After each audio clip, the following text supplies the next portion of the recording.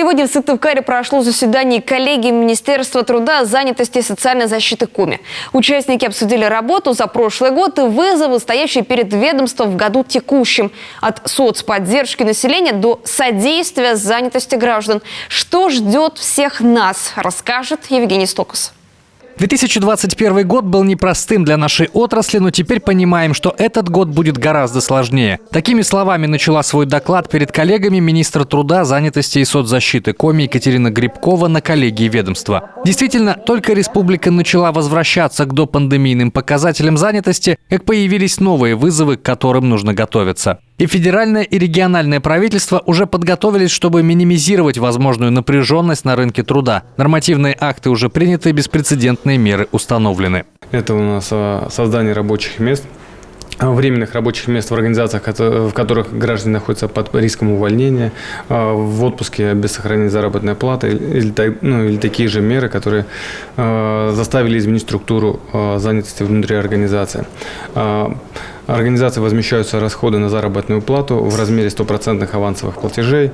Кроме того, через авансовые платежи в этом году планируется обучать граждан, попавших под риск увольнения, и создать еще порядка 2000 рабочих мест. Впрочем, пока в региональный Минтруд организации, на которых повлияли санкции, не обращались.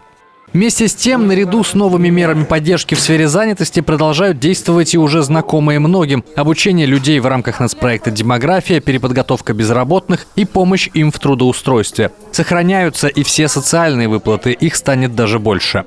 Все выплаты, как беременным женщинам, так и воспитывающим детей до 3 лет и дальше по этапам от 3 до 7 лет и от 8 до 16, во-первых, проиндексированы, а во-вторых, дополнены новыми мерами, согласно которым любая семья с невысоким доходом, воспитывающая ребенка до 16 лет, имеет право на пособие в размере до прожиточного минимума на каждого ребенка. А выплаты на детей до 3 лет семьям со средним доходом помогли в прошлом году сохранить уровень рождаемости в КОМИ. Не забыли и о пожилых. По поручению главы региона 3 категории граждан – труженики тыла, жители блокадного Ленинграда и несовершеннолетние узники концлагерей – отныне получают бесплатно социальное обслуживание в любых его формах. Всю проблематику мы отработаем дополнительно, и по результатам коллегии, по результатам тех вопросов, которые вы поднимаете в части необходимого участия главы и правительства, точно совершенно обещаем и все отработаем.